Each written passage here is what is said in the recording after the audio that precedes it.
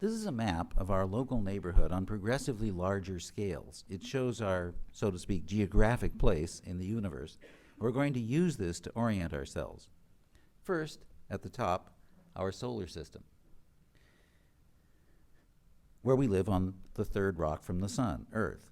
Each of the large shaded V's shows how the entire picture above is just a tiny point in the much larger scale picture immediately below. So our solar system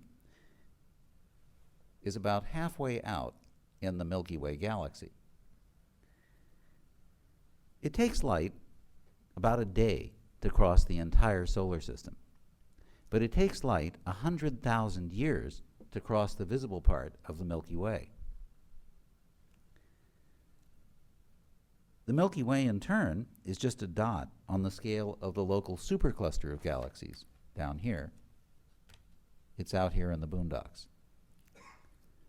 In the video I'm about to show, we're going to go on a virtual voyage from Earth past the local stars, out of the disk of the Milky Way, and then across our local supercluster to the Virgo cluster of galaxies at its center. The Virgo cluster is the densest concentration of galaxies for 100 million light years around. The stars that you'll see at the beginning of this video were mapped a little over 10 years ago. And the computer lets us move through the stars and the telescopic images of nearby objects. We're going to start facing this familiar constellation, Orion. The Milky Way arcs to the left of Orion. As we fly toward the sword hanging below Orion's belt, the sword comes apart because all the stars making up the sword are at different distances. We see that the center of the sword is the Orion Nebula, a gas cloud illuminated by the young stars forming there.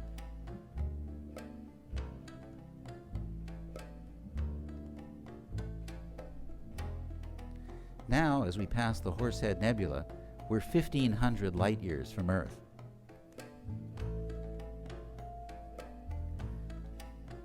The next glowing gas cloud that we see is another stellar nursery, the Rosette Nebula.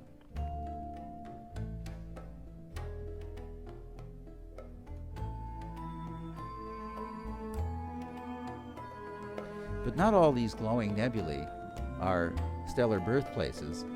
This is a place where a star died. It was seen on Earth about 1,000 years ago. This is the remnant of the Crab supernova. And you can see the neutron star at its center blinking 30 times a second.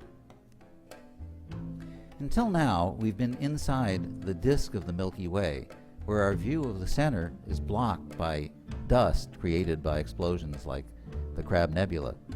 So let's rise up and out of the disk so that we can see the magnificent panorama of a galaxy like our own. As the galaxy recedes into the distance with the large and small Magellanic Clouds and other satellite galaxies, everything we see now is a galaxy.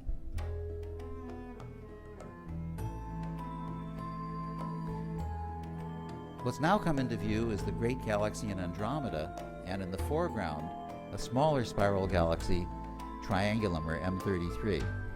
As we go through this glowing gas cloud in M33, we're 2 million light years from home.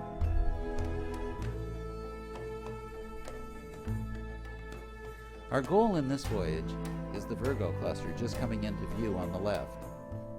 But we're going to take a scenic route past some of the prettiest nearby galaxies that can be seen with an amateur telescope.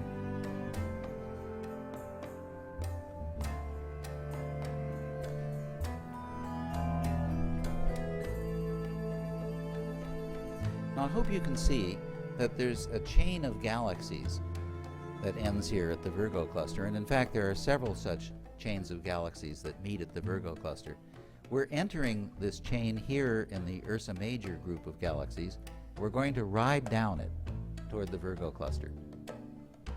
Before we were seeing largely spiral galaxies, but now we're starting to see big balls of stars, elliptical galaxies. This voyage ends at this large elliptical galaxy at the center of the Virgo cluster, M87 astronomers call it. There's a jet coming out of the center, And in the center, there's a gigantic black hole with a mass 3 billion times the mass of our sun.